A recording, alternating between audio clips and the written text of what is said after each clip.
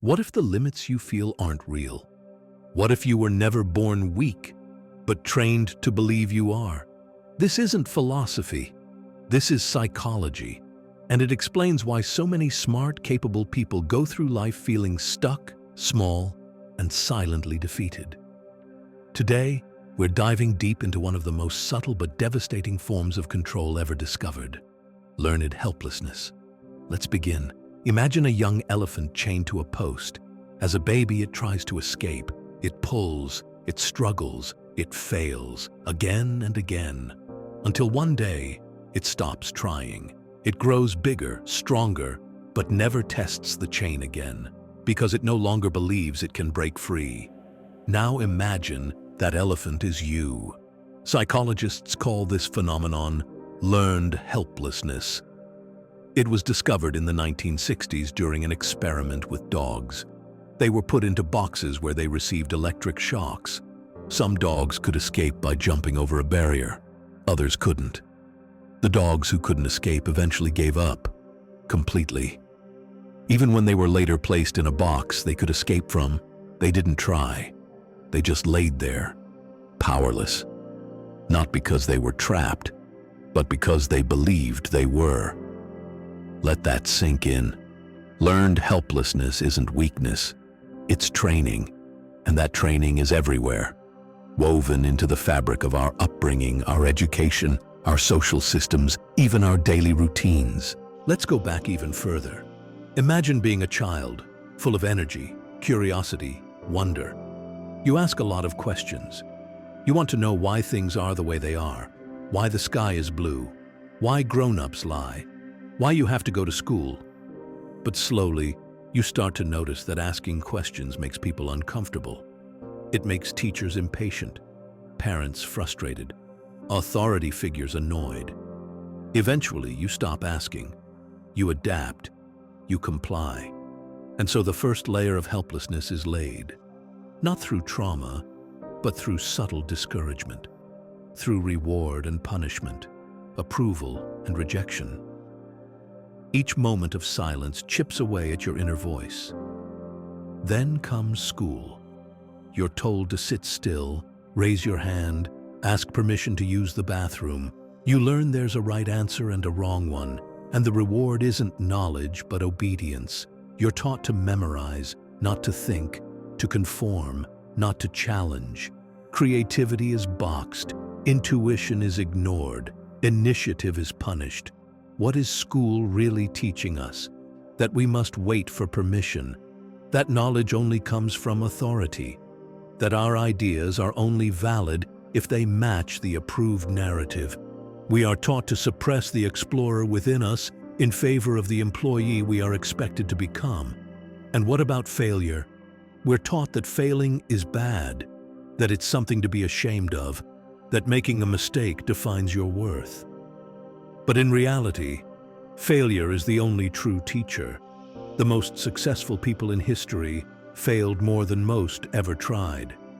Yet we are raised to avoid risk at all costs, because risk might lead to failure, and failure might lead to judgment, and judgment, that's the tool of control. When you fear judgment, you stop moving, you stop experimenting, you stop dreaming. Let's talk about media now. The news cycle doesn't just inform, it programs. Day after day, you're fed a steady stream of fear, outrage, anxiety, and chaos. It doesn't matter what side of the spectrum you're on, the goal is the same: to overwhelm, to exhaust, to make you believe that the world is beyond your influence. Think about how powerless we feel watching endless news of war, disaster, corruption. We scroll, we sigh, we feel concerned, and then we do nothing. Because the scale of the problem seems too large, the villains too powerful, the solutions too distant. So what do?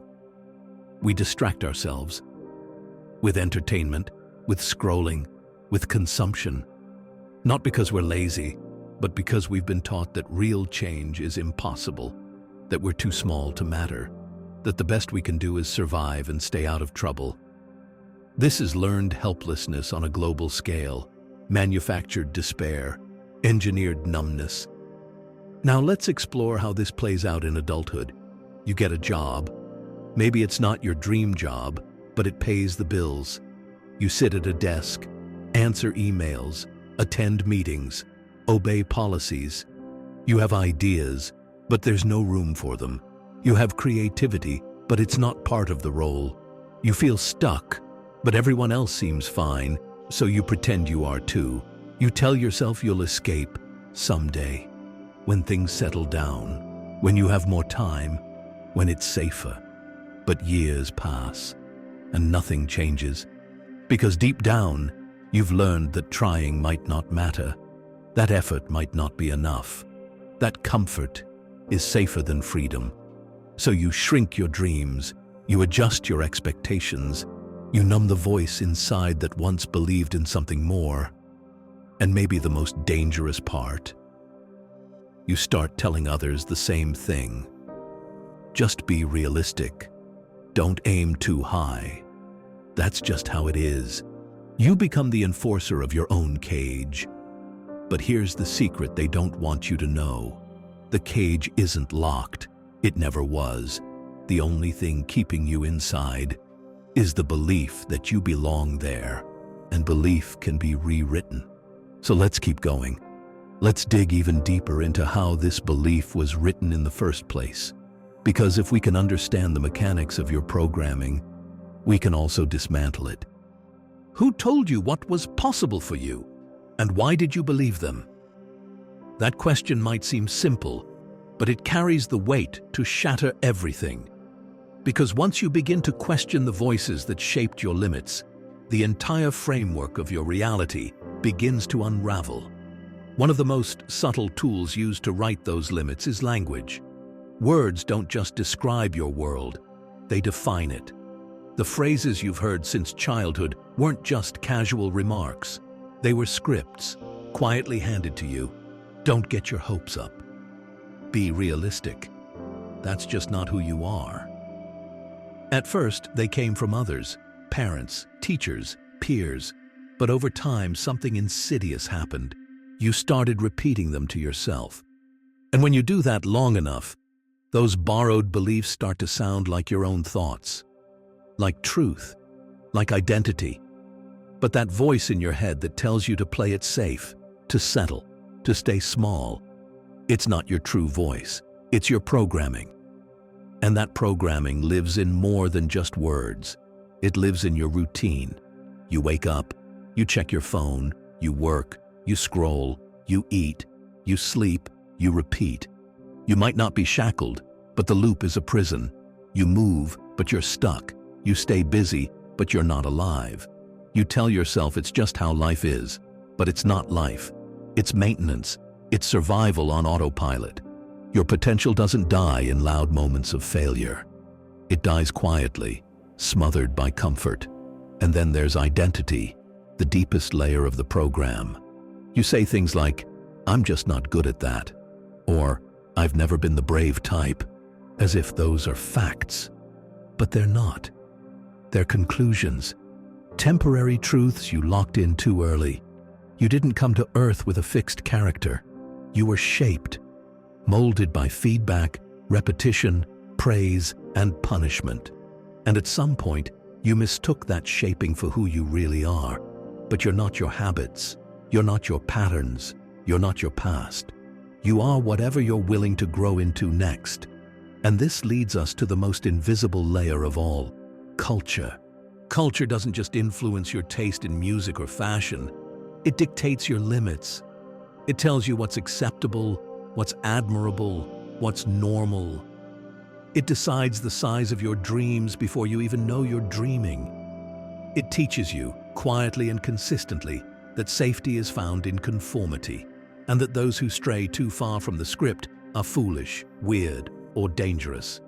So you shrink, you blend in, you silence the strange, wild, brilliant parts of you that don't get rewarded. And when you do that long enough, you forget they were ever there. The system wins, not by force, but by making you forget you were ever free. But here's the turning point: awareness. Awareness, is the beginning of liberation.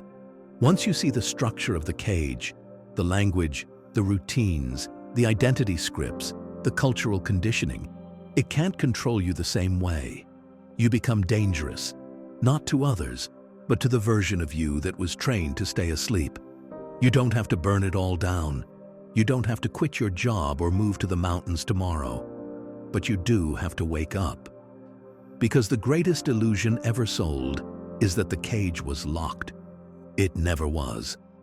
The door has been open this entire time, and the only thing keeping you inside was the belief that you belonged there. But belief can change. Identity can evolve. Life can expand. Not when the world gives you permission, but when you decide to reclaim it. So ask yourself again, who told you what was possible for you? And are you still willing to believe them?